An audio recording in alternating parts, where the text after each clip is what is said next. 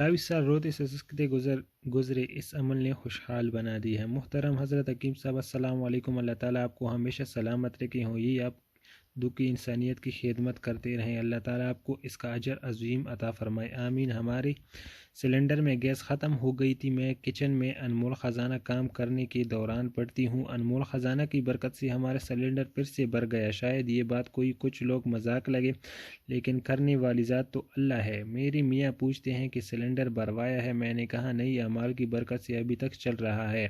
ہمارے ہمسائے ہیں، وہ بیچاری بہت دکھی تھی، اس نے آ کر اپنے گھر کی کہانی سنائی تو مجھے بھی بہت دکھ ہوا۔ پھر میں نے اسے ایک عمل بتایا، 3 دفعہ اول و آخر درود ابراہیمی، ایک بار سورہ فاتحہ اور 3 دفعہ سورہ اخلاص اپنے مسائل کو ذہن میں رکھ کر زیادہ سے زیادہ باوضو پڑھو۔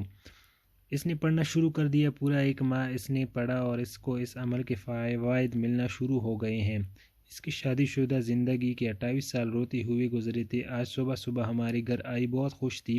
میں نے پوچھا بہت خوش نظر آ رہی ہو؟ وہ کہنے لگی باجی بات ہی خوشی کی ہے۔